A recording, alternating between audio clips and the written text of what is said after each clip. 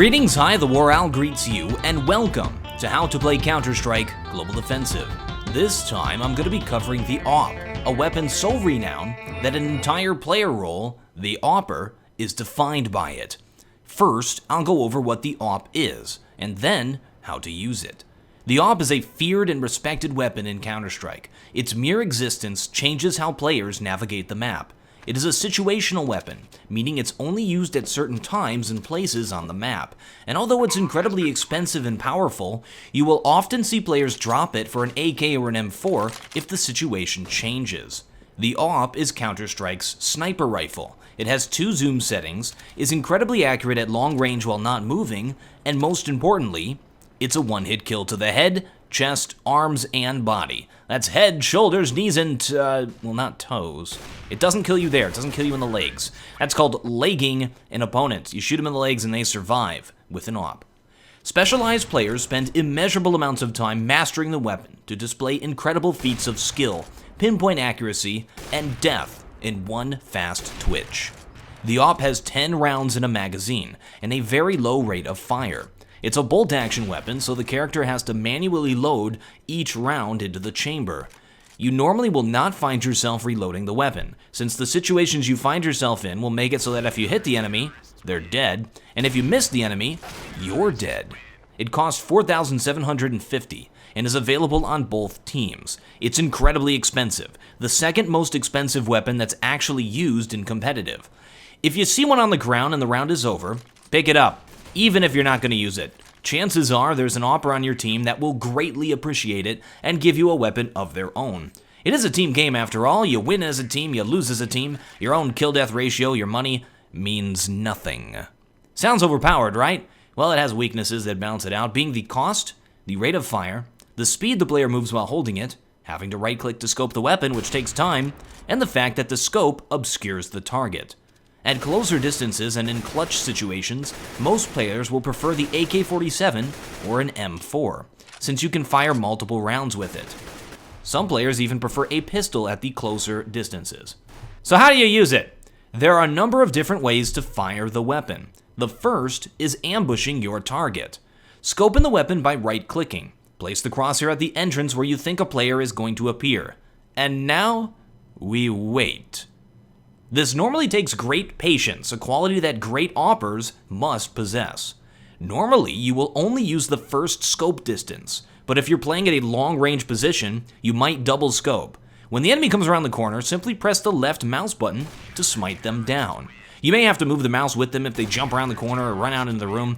Just make sure you hit the enemy before they stop moving, because if they stop moving or change directions, they will be able to fire accurately at you.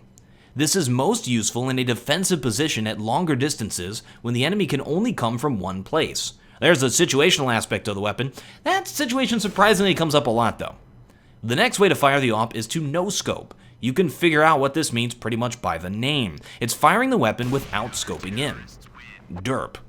When you are not scoped, the weapon is incredibly inaccurate, making this technique only useful at close distances. And even then, you're probably going to miss.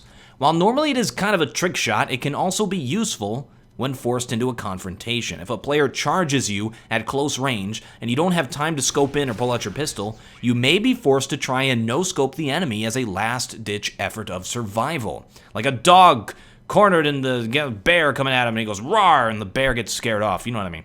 When you pull it off, it's incredibly satisfying. The next way to fire the AWP is to, and pardon the term, quickscope. Sorry, that term is used in Call of Duty, a far inferior gaming series. But I guess the same concept applies because the AWP is inaccurate when no-scoping.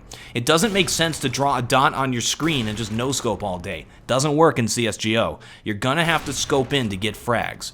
This technique is used when playing with the AWP offensively. So instead of just waiting around a corner for someone, you are the one peeking. The AWP, like every other firearm in the game, is inaccurate when moving. The scope indicates how inaccurate you are by being blurred. There's a slight bob as you walk as well. Only fire the weapon when there is no blur so that your shot is accurate. When you're moving, you have to come to a complete stop to fire an accurate shot. This technique is accomplished in 4 steps. 1. Stop moving. 2. Scope. 3. Flick the crosshair to the enemy. And 4. click the left mouse button to fire. That's stop, scope, flick, fire. Seems like it would take you a long time to accomplish this, lots of little steps going on there in millisecond times, but yeah, the more time that it would take for the other guy to just shoot you, right? You must perform these steps in one sweeping motion. This involves keys on the keyboard, the right mouse button, moving the mouse, and the left mouse button. That's literally every way you have to interact with the game, in a specific order, in one motion, in sub-second times. This is why opping is so revered, why players specialize in its use, why it takes a great player to master it, and only a few people in the history of the game have. But don't worry, there's shortcuts. The first is pre-shooting, which I've covered in another tutorial. When you go around a corner, you decide, using your game sense, where you're going to fire beforehand. Then, you just execute your stop, scope, flick, fire without having to think of the target or without having to use your eyes. If you don't know what the heck I'm talking about, check out my pre-shooting tutorial for a more in-depth look at this. The next shortcut is to scope beforehand and then just strafe out while scoped and stop so that the cursor lands where you think the enemy might be. You can use these faster techniques when everything goes according to plan, when you peek specific spots where the enemies tend to be, but things don't always go according to plan. In fact, they rarely do. So if you plan to use the op in any capacity, you must train. Stop, scope, flick, fire. To get your flicks down pat, you have the ability to change your sensitivity of being scoped. The command is zoom_sensitivity_ratio_mouse. A value of 1 will be the sensitivity of your unscoped view, which is what I would recommend. However, if you feel confident enough in your opping that you think you can tweak this to some effect and help you out, go for it. Experiment. Have fun. Lots of guys like to experiment with all the settings. I suggest you do, just if you feel like it. When you shoot the op, there is a period of time before it can fire again.